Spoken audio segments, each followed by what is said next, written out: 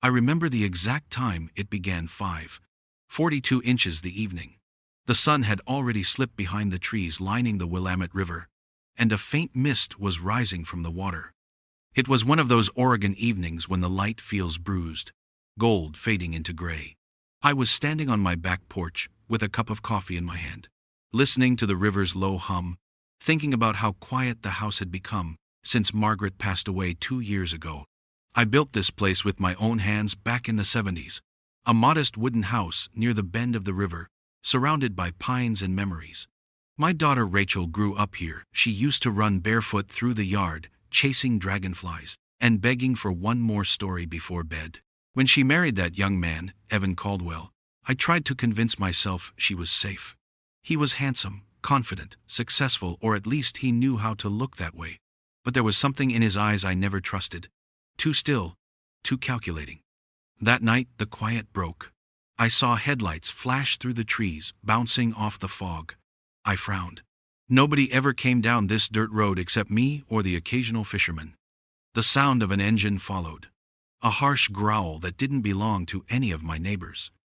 I stepped off the porch, mug still in hand, and squinted toward the river. Through the haze, I could just make out a dark SUV pulling up near the water's edge. The headlights cut across the current, making the river shimmer like molten glass. Then I saw him, Evan, slamming his door, his movements jerky, frantic. My stomach tightened. What in God's name was he doing here? He walked around to the back of the SUV and hauled out a long, rectangular metal trunk. It looked heavy. He struggled with it, the muscles in his arms straining under his jacket. He paused, breathing hard, then glanced over his shoulder as if checking whether someone was watching. I ducked behind a maple tree, heart pounding. He couldn't see me from this distance, but instinct told me to stay hidden. Evan dragged the trunk toward the riverbank, boots crunching on the gravel. The metallic scrape echoed across the water. I watched him kneel and begin digging with a short-handled shovel he'd pulled from the trunk of the SUV. The sound metal against wet earth was slow and deliberate. Every movement felt practiced, not desperate. This wasn't a man burying garbage. He was hiding something. The wind picked up, carrying the smell of damp soil and gasoline. A crow called from the trees, sharp and sudden, making me flinch. Evan stopped digging and looked up again, eyes scanning the shadows. Then he reached down, adjusted the trunk inside the hole, and started to cover it back up. His hands moved fast now, almost violent, mud flying in clumps. When he was done, he stood for a long time staring at the mound of dirt. Then, he turned back to the SUV, threw the shovel inside, and drove off, headlights slicing through the fog until they vanished down the road.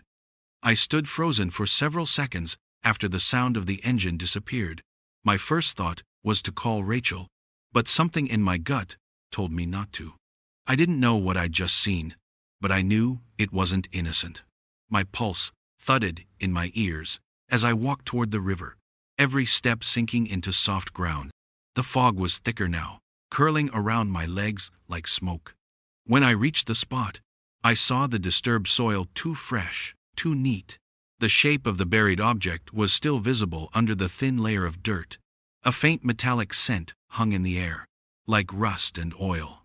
I crouched down, pressed my palm to the ground. Still warm. He'd been here less than 10 minutes ago. My rational mind told me to go back to the house, to call the police, to let them handle it. But another part of me, the part that had once fixed bridges, raised a child alone, buried a wife, refused to stand still. I went to the shed, grabbed a small spade, and returned to the site. The river murmured quietly beside me, as if whispering a warning. I knelt and started to dig. At first, it was easy, soft topsoil sliding away in clumps. But then the spade hit something solid, the trunk. I brushed away the dirt with my bare hands, revealing dull gray metal streaked with mud. My breath caught. The thing was about 4 feet long, maybe 2 feet wide. Military-grade steel, the kind built to last decades. A padlock hung from the latch, old but sturdy. And then faint, almost imperceptible a sound, a hollow metallic echo, like something shifting inside. I froze. The river seemed to go silent around me. Even the wind held its breath. I leaned closer. There it was again, a faint tap, or maybe a rattle. My hands began to tremble. The rational explanations, tools, equipment, anything harmless collapsed under the weight of a single thought. What if it was something alive? The image flashed in my mind. Rachel's face at the hospital 2 weeks earlier, pale and empty after giving birth. The way she'd said the words, stillborn, as if she were reading them off a script. The way Evan had guided her away from me when I tried to ask questions. I grabbed the handle of the trunk and tried to lift it, but it barely budged. Too heavy. Whatever was inside wasn't small. I swallowed hard, my throat dry as sandpaper. "Dear God," I whispered. "What did you do, Evan?" I glanced back toward my house, its windows glowing faintly through the mist. I was alone, an old man standing by the river with a buried secret at his feet. My heartbeat pounded so loudly it almost drowned out the water's rush. I sank both hands into the soil again and kept digging, the spade slicing through mud, my breath coming in ragged bursts. Every shovelful felt heavier than the last, as if the earth itself were trying to hold the truth down.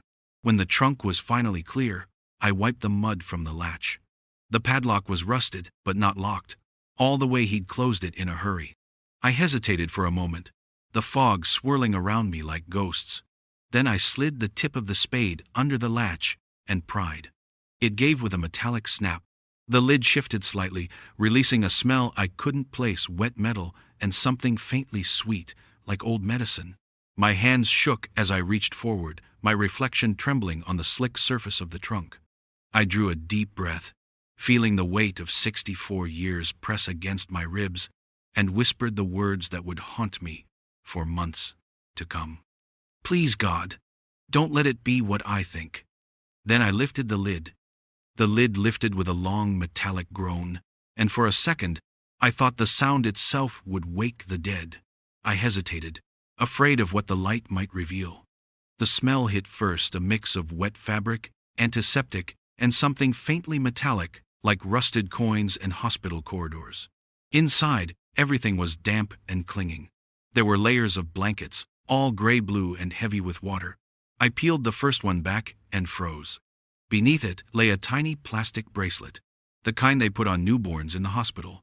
The faded label read, "Infant Caldwell Lila, 8 pounds 3 ounces. My heart stuttered. Lila, my granddaughter. The baby who, according to the death certificate I signed 2 weeks ago, had never taken a breath. I reached for the bracelet with trembling fingers. It was sticky, with dried blood. A small rattle rolled from the folds of the blanket and hit the trunk's side with a hollow click. A cartoon bear was painted on it, its smiling face cracked.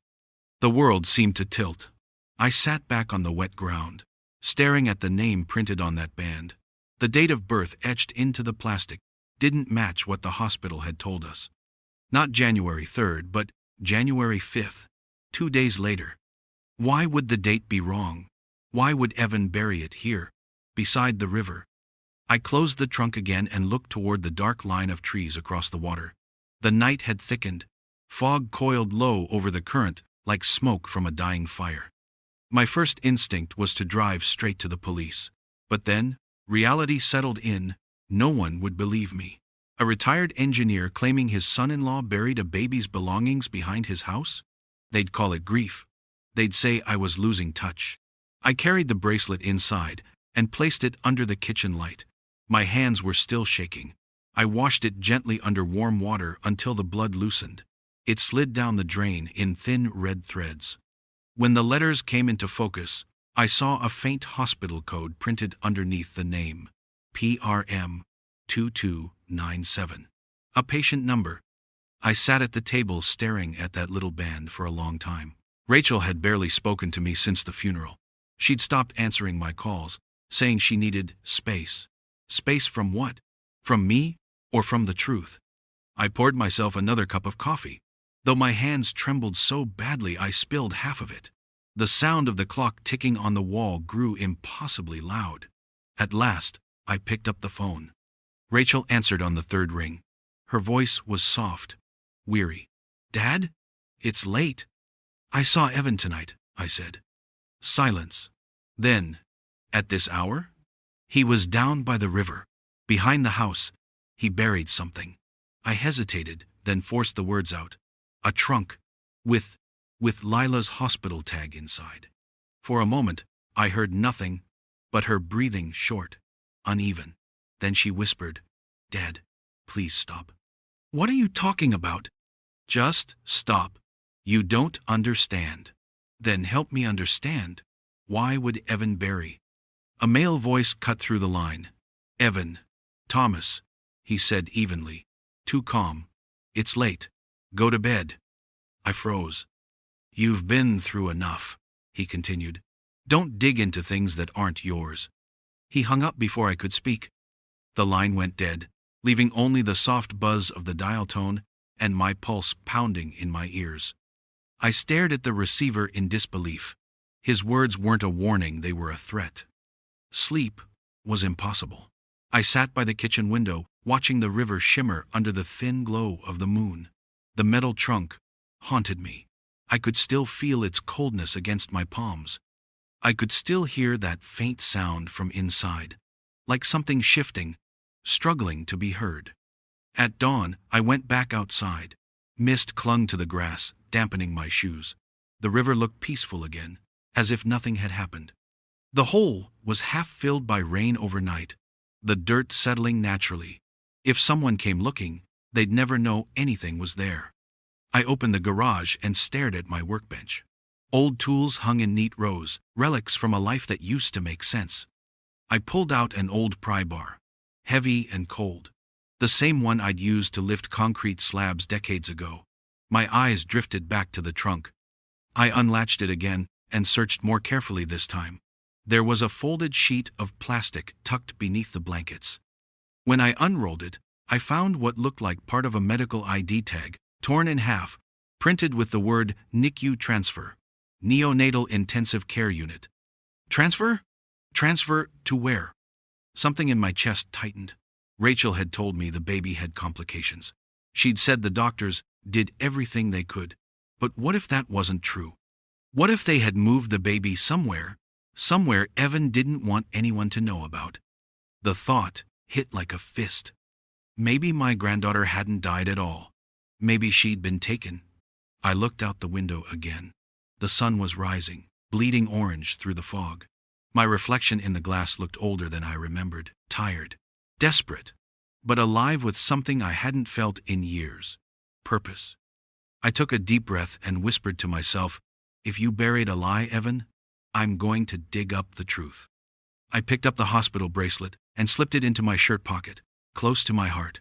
Then I closed the garage door behind me and locked it. By the time the light fully broke over the water, I'd already made up my mind. I wasn't calling anyone else. Not yet. I was going to find out what happened to my granddaughter, alive or dead. And if Evan Caldwell thought he could bury the truth on my land, he had no idea who he was dealing with. By the next morning, I couldn't sit still. The world outside looked calm, but my mind was a storm. I kept hearing Rachel's voice from the night before, soft, pleading, frightened. Something inside her words told me she wasn't free. I made a decision. I needed to look her in the eye.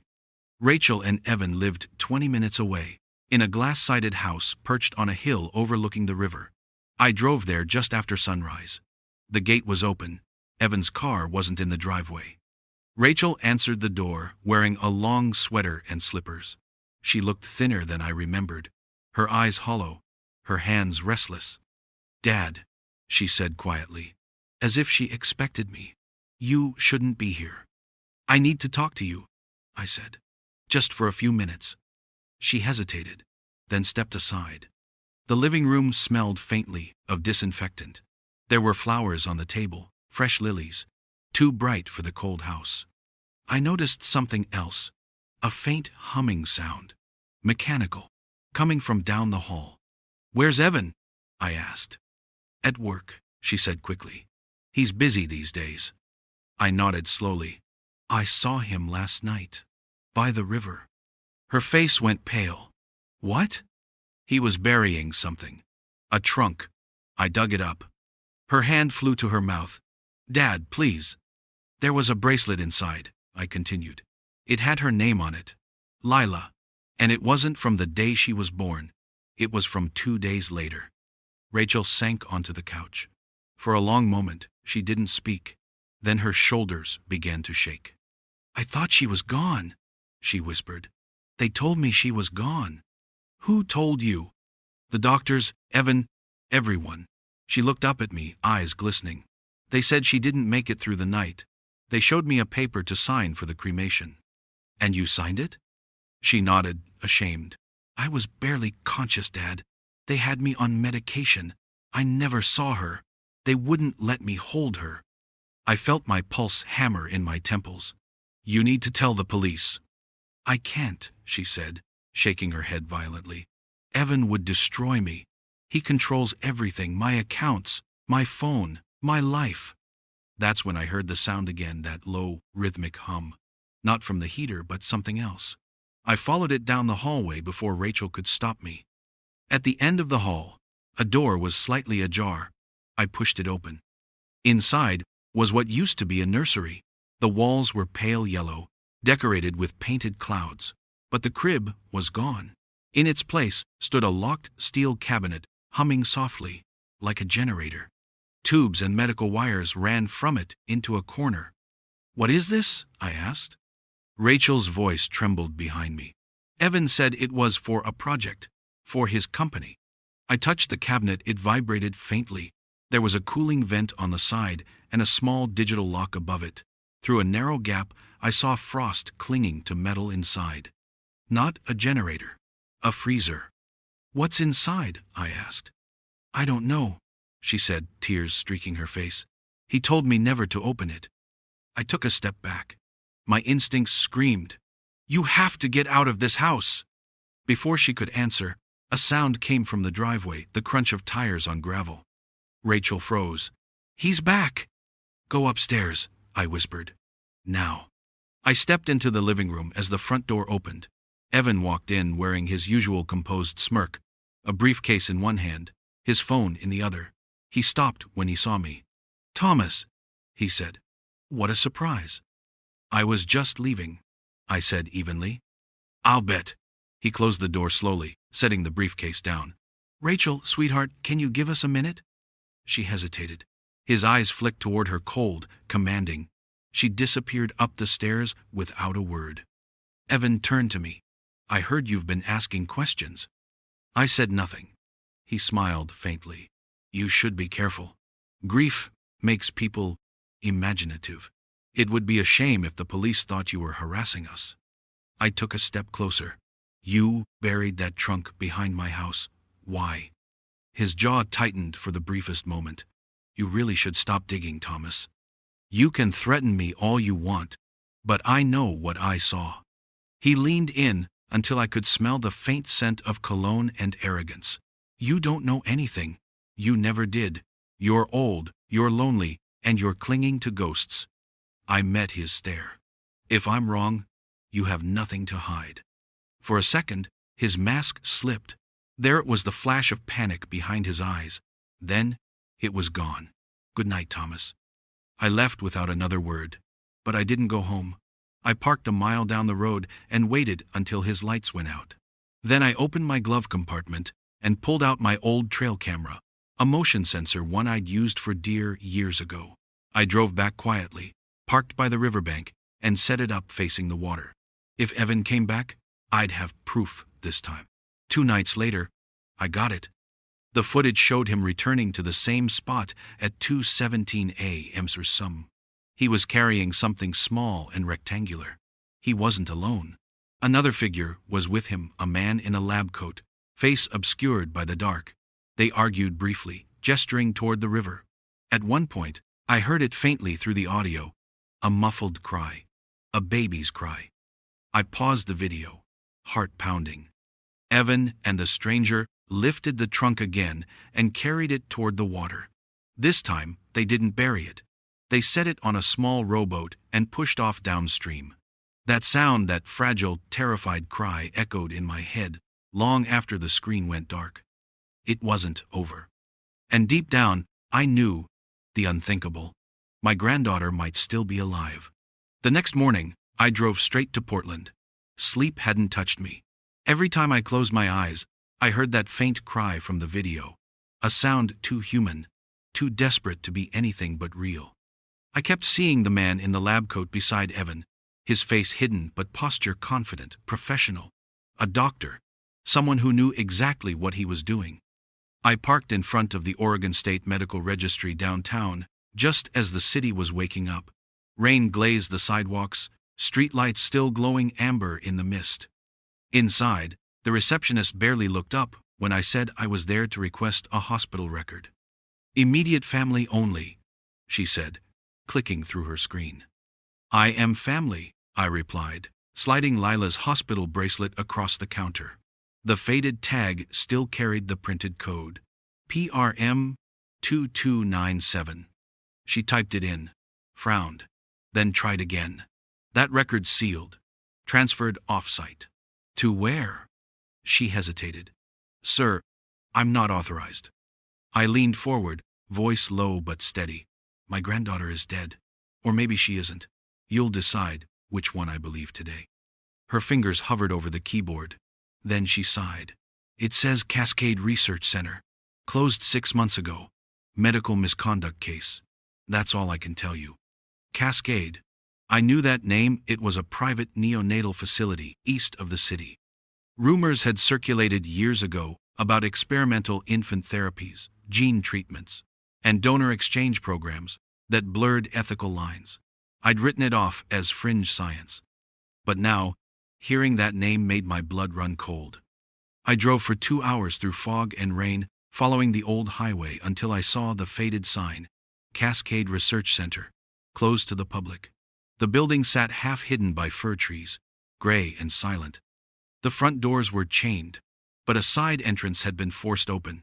Inside, the air was thick with mold and the scent of chemicals. My footsteps echoed down a corridor lined with peeling posters of smiling infants. I moved carefully, using the flashlight on my phone. A few desks still held dusty folders, medical tubing, and paperwork, scattered like the staff had fled mid-shift. Then I saw it. A locked cabinet labeled Patient Transfers, 2023. The lock was old, the metal brittle. I pried it open with a screwdriver I found in a drawer. Inside were dozens of folders, each with barcodes and handwritten notes. I flipped through them, my fingers trembling. Patient 2297. Caldwell, infant Lila. I froze. The file was thin, but every word burned into me. Subject stabilized after respiratory intervention. Genetic compatibility approved. Transfer authorized by Dr. Monroe. Destination: Arcadia unit restricted. Stabilized. Approved. Transfer. Not deceased. I flipped through the pages, heart hammering. Attached was a signature: Evan Caldwell, listed under donor authorization. Another document bore Rachel's forged signature. I nearly dropped the folder. I heard a noise behind me, a door creaking somewhere down the hall. My heart lurched. I shut the cabinet quietly, pocketed the folder, and ducked behind a row of lockers. Footsteps approached. Slow, deliberate. A flashlight beam swept across the wall. Then a voice, a man's voice, smooth and professional. "I told you not to leave traces, Evan." The light paused on the cabinet. "I cleaned what I could," another voice replied, Evan's, tense, controlled. "But he knows. The old man. He's been to the house." "Then make sure he stays quiet," the first man said coldly. "We can't afford another scandal. Not after Arcadia." They stopped directly in front of the locker where I was hiding. My pulse thundered in my throat. "I'll take care of it," Evan said finally. "Good," the other man murmured. "Dr. Monroe doesn't tolerate loose ends." Monroe. That was the name in the file. The footsteps receded. A door slammed. Silence returned, broken only by my ragged breathing. I waited 5 long minutes before stepping out. My hands were shaking so badly I almost dropped the phone. I needed to get out before they realized the cabinet was open. Outside, rain had turned to sleet. I ran to my truck, clutching the folder like it was a heartbeat. My windshield fogged instantly, and I sat there for a full minute trying to steady myself. Evan and that Dr. Monroe, were part of something bigger. They hadn't just faked Leela's death. They were moving infants like property. Donor compatibility, genetic approval. These were coded terms for organ or DNA trafficking. My granddaughter wasn't just alive, she might be a target. I drove straight to the Portland Police Headquarters and demanded to see a detective. That's how I met Detective Carla Wynn, a woman in her 40s with sharp eyes and the kind of patience only experience can buy. She listened to everything about the trunk, the bracelet, the footage, and now the file. When I slid the folder across her desk, her expression hardened. "Dr. Monroe," she said. "We've been after him for years. Black market neonatal research, disappearing infants, falsified birth records. But he's untouchable. Until now." She flipped through the file, then looked up. "Do you realize what you have here, Mr. Ellery? This is evidence of an active trafficking network." I nodded numbly. All I care about is my granddaughter. Carla leaned back, thinking, if Lila's alive, she's likely still within Oregon. They use temporary holding facilities, old warehouses, research outposts. We'll start there. Her radio crackled before she finished speaking. Someone on the other end said they'd just received a call from a nurse at a closed pediatric wing outside Beaverton. The name of the facility made my blood run cold. Arcadia. Carla looked at me.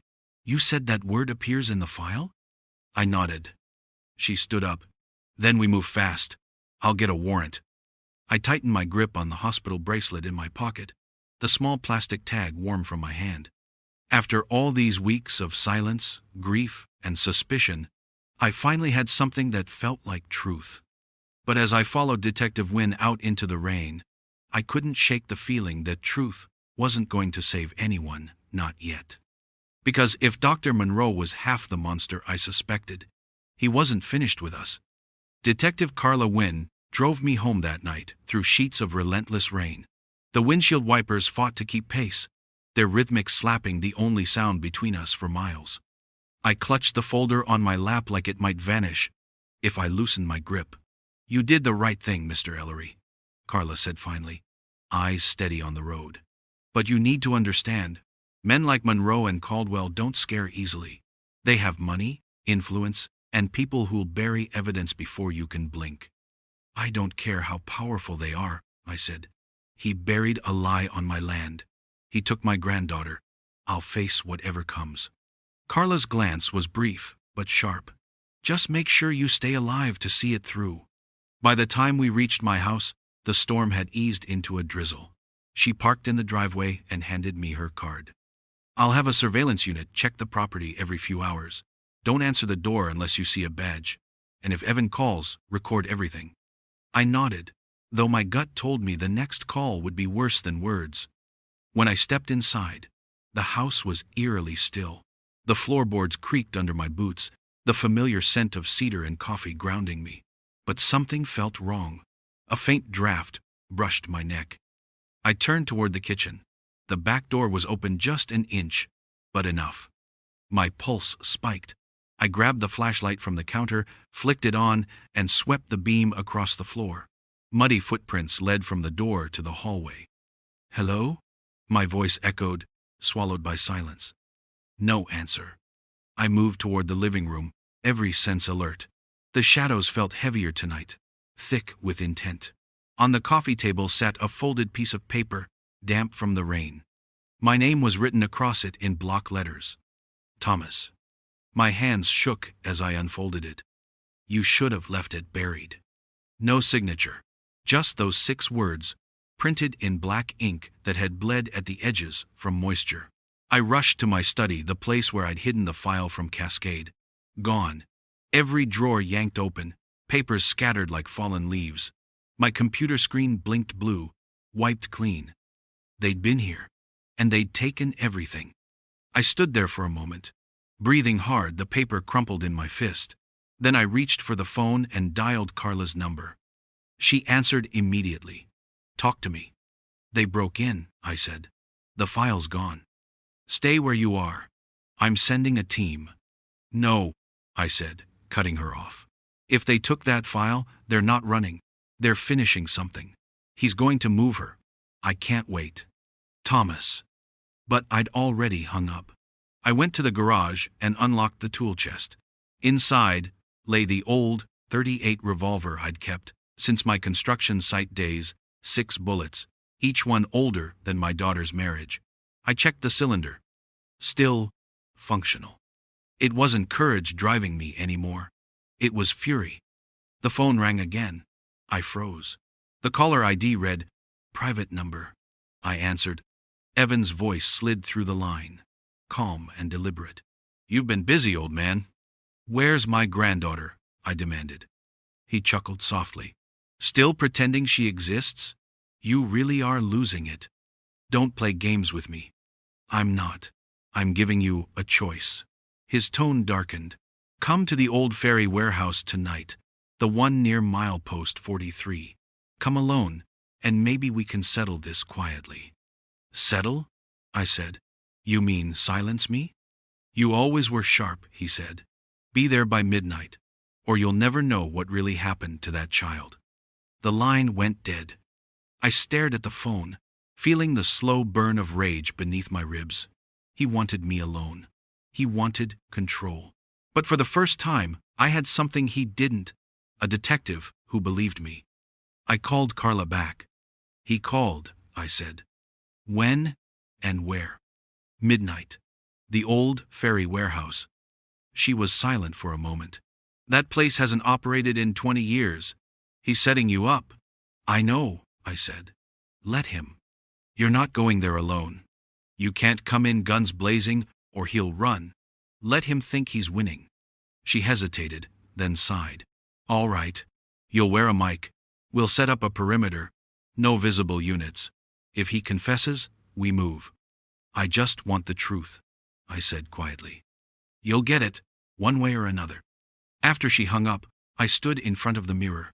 The man staring back at me didn't look like the quiet engineer who'd spent his life fixing bridges. His face was weathered, eyes rimmed with exhaustion, but beneath it all burned something stronger than fear: resolve. I slipped the small mic under my collar, loaded the revolver, and tucked it into my jacket. Then I reached into my pocket and took out Lila's hospital bracelet. I ran my thumb over her name, over the date that shouldn't exist. Outside, the rain had stopped. The river lay still and black, like a mirror reflecting everything I'd lost. I looked toward it and whispered, "If this is the night I meet the truth, I'll face it head on." I locked the door behind me and walked to the truck. The dashboard clock glowed 11:07 p.m. As I drove toward the ferry docks, the fog returned thick, white, swallowing the headlights whole. The world shrank to a tunnel of pale light and shadows. In the distance, the abandoned warehouse loomed against the river like a carcass of steel and rust. One dim bulb flickered above its broken sign. I pulled over, cut the engine, and sat there for a moment. The silence pressed close, heavy with anticipation. Then I heard Carla's voice crackle softly through the earpiece. "We have eyes on you, Thomas. Stay calm. Wait for my signal." "Copy," I whispered. I opened the door, the cold air biting at my lungs, and stepped out into the fog. Tonight, the river that once whispered comfort would bear witness to everything it had hidden. The fog was thick enough to taste damp, metallic, laced with the scent of old wood and diesel.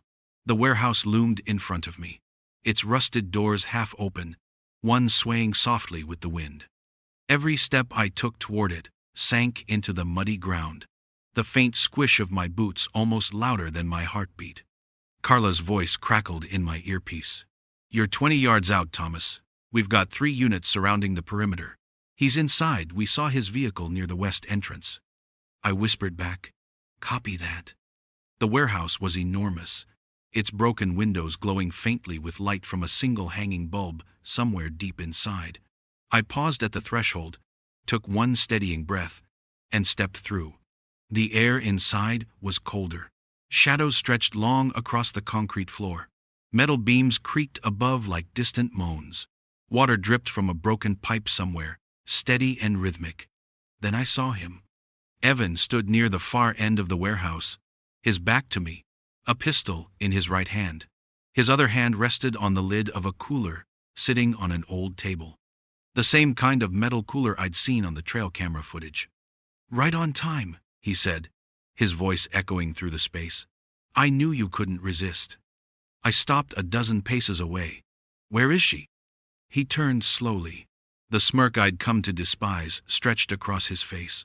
"Still pretending, Thomas? There's no child. Just your obsession." I kept my voice even. "I've seen the files, Evan. The transfers. The signatures. You and Monroe didn't lose her. You sold her."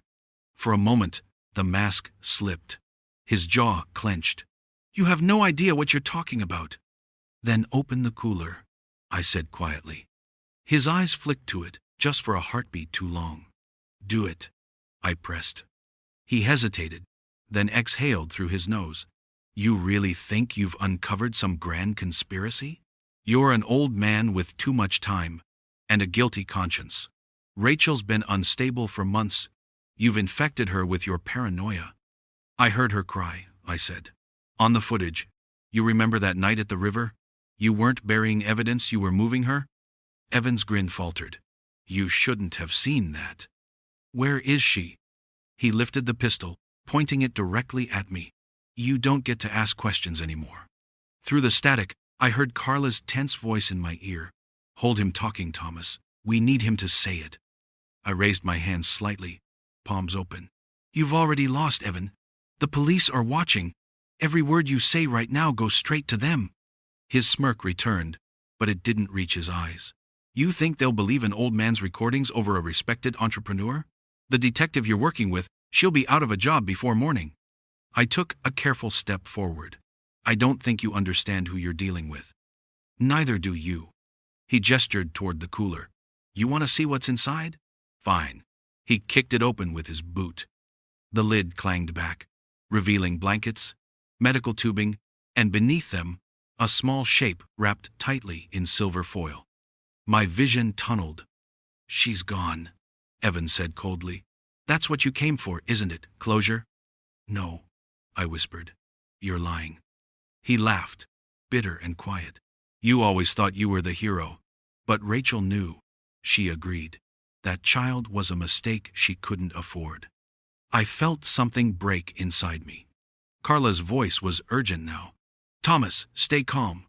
Do not engage." But I took another step closer. "You forged her signature. I saw it." He tilted his head. "And if I did? What then? You going to shoot me?" His finger brushed the trigger. My right hand tightened around the revolver hidden beneath my coat. I didn't want to use it, but I knew if I hesitated, one of us wasn't walking out of here. Then, something flickered to my left, a faint movement in the shadows. A red targeting beam danced across Evan's chest. Carla's team was in position. Evan noticed it a fraction of a second too late. "Drop the gun!" Carla's voice thundered through the loudspeaker. Evan spun toward the sound and fired. The gunshot exploded like thunder, echoing off the metal walls. Pain tore through my shoulder, burning. Hot, but I stayed on my feet. I fired once, instinctively, into the air beside him, enough to startle. He stumbled, dropped his pistol, and tried to run. The warehouse erupted with shouts as officers poured in through both entrances. Evan bolted toward the river exit, crashing through debris. I staggered after him, clutching my bleeding shoulder. He threw open the back door and froze. Beyond the doorway, blue and red lights cut through the fog. Police cars lined the embankment. Carla emerged from the mist, her weapon raised. "It's over, Caldwell. On your knees." Evan's eyes darted wildly, looking for escape. Then, from the cooler inside the warehouse, a faint sound broke through the chaos, a whimper. Every head turned. Carla's expression changed instantly. She shouted something to her team. Two officers rushed to the table, pulling back the foil and blankets. And then I heard it again. A soft, fragile cry. "She's alive!" one of them shouted. "She's breathing!" My knees nearly gave out. Evan's eyes went wide, fear for the first time, raw and unfiltered. No, that's not possible." Carla moved forward, gun steady. "Step away from the door." He lunged instead, desperate, reaching for his dropped pistol. A shot rang out sharp, final. Carla's bullet hit him in the shoulder. He fell hard, face twisting in pain as officers swarmed him. I stumbled forward, clutching my arm, every heartbeat echoing in my ears. Carla met me halfway. "She's weak," she said, voice shaking. "But she's alive, Thomas, we've got her." I looked toward the tiny bundle the medics were lifting from the cooler, wrapped now in clean blankets. I couldn't see her face, only the small hand curling against the fabric, proof that she was real. My granddaughter, the one I'd buried in my grief, now crying softly under the warehouse lights. As the paramedics carried her out, the river beyond glimmered faintly under the police lights, dark water reflecting red and blue like a heartbeat. Carla put a hand on my uninjured shoulder. "You did it. She's safe now." I didn't answer. My throat was too tight.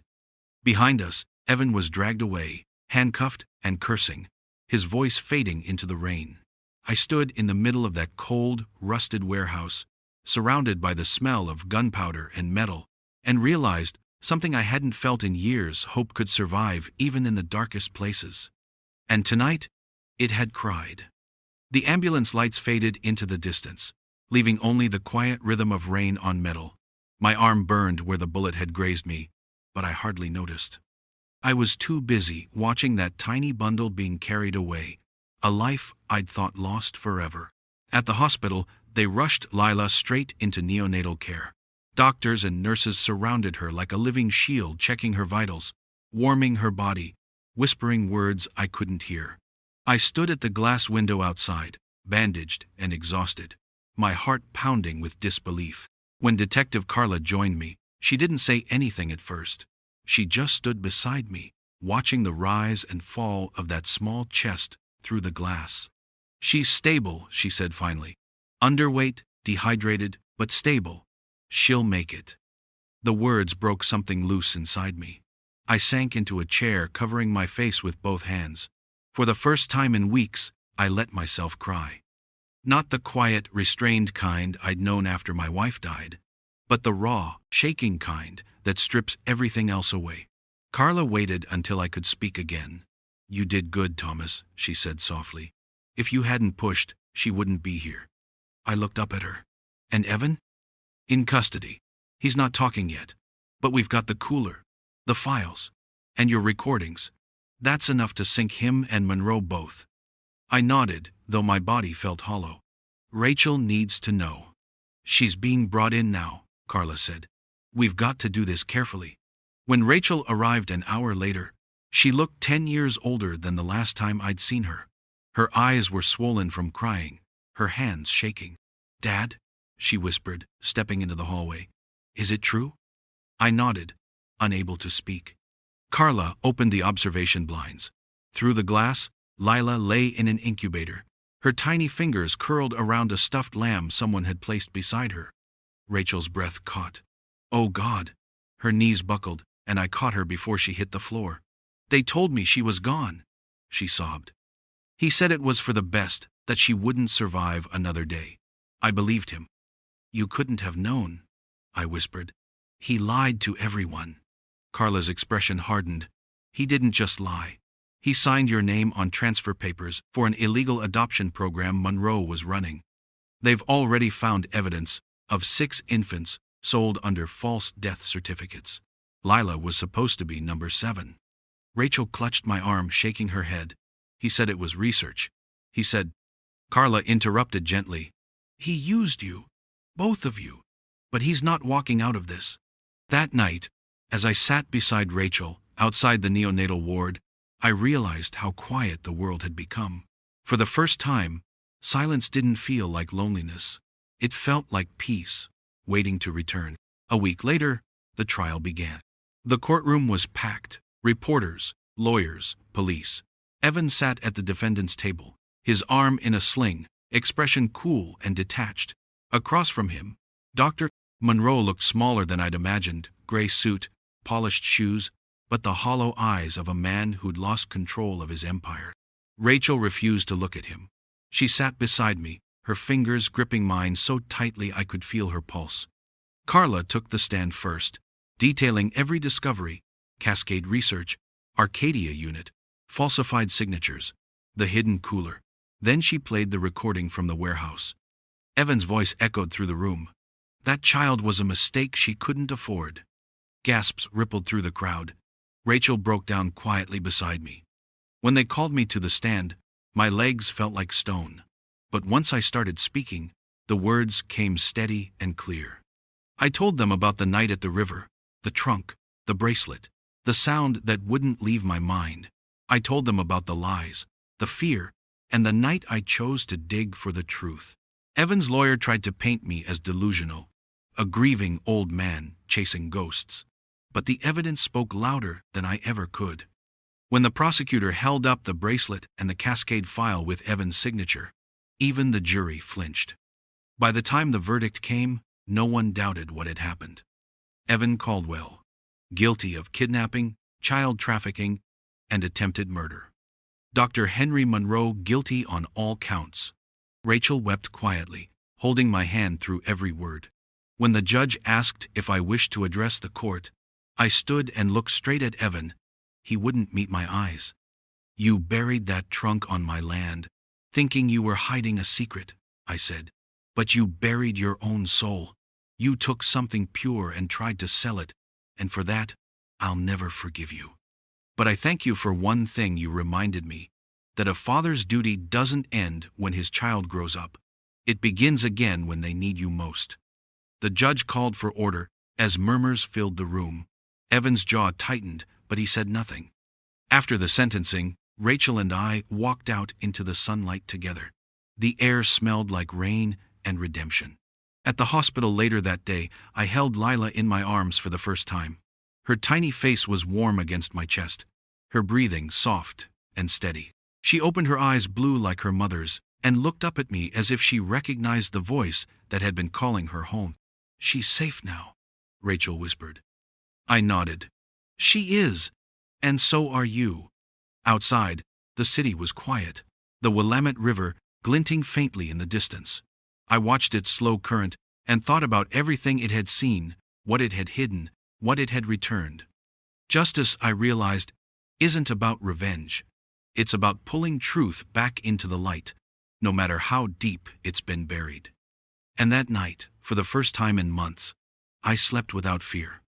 5 years later, the river looked different. Or maybe I did. The same warehouse still stood by the Willamette, its rusted beams now cordoned off by chain link and no trespassing signs, a forgotten ruin in a city that had learned to forget. But I hadn't. Every year on the same October day, I came here with flowers, wild daisies from my garden, the kind my late wife used to love.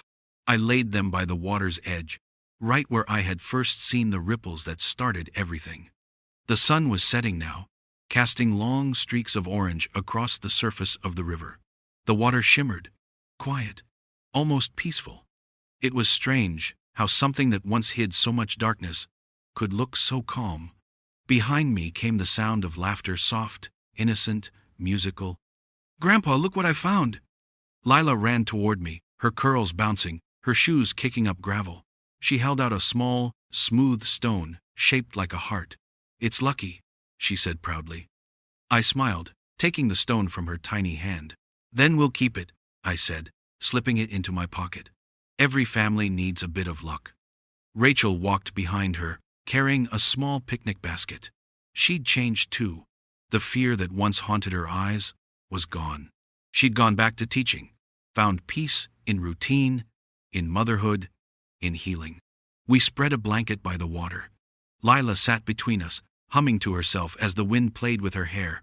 Watching her, it was almost impossible to believe how close we'd come to losing her. Do you ever think about him? Rachel asked quietly. Evan? I said. She nodded. I sighed. Not as often as I used to. Prison does what it's meant to do. It keeps the monsters from finding new shadows. Rachel looked down at her hands. He stole so much from us. He tried to, I said, but he didn't win. She smiled faintly, her gaze drifting to Lila. No, he didn't. For a while, we just sat in silence, listening to the water lapping against the bank. A heron swooped low over the current, graceful and unbothered. I watched my granddaughter trace shapes in the dirt with a stick, and felt something I hadn't felt in years: pure, uncomplicated gratitude. Everything had changed since that night: the trial, the headlines, the interviews, the endless questions. But time has a way of softening even the sharpest edges. The story became just another headline to the world, but to us, it was the thread that bound us together. Lila turned to me suddenly. "Grandpa, tell me the story again. The one about how you found me." Rachel's eyes met mine. For a second, I hesitated. I'd told the story before, but each time it carried new weight, new meaning. "Once upon a time," I began softly, "there was a man who lost everything he loved, or so he thought. Then one day, the river whispered something strange, and he followed its voice. And what he found changed everything." Lila leaned her head on my shoulder, smiling. "And then?" "And then," I said, my voice catching, "he learned that love doesn't disappear when people die. It just changes shape. Sometimes it comes back to you as a second chance." Rachel reached for my hand, squeezing it gently. The wind picked up, scattering petals from the flowers into the river. They floated away, carried downstream symbols of what had been lost and what had been found again. As the last light of day faded over Portland, I looked at my daughter and granddaughter and realized that the past no longer had power over us. Evil had tried to drown love once, but love had learned how to breathe underwater, and that was the lesson I carried with me. When truth rises to the surface, even the darkest waters can become a mirror for grace.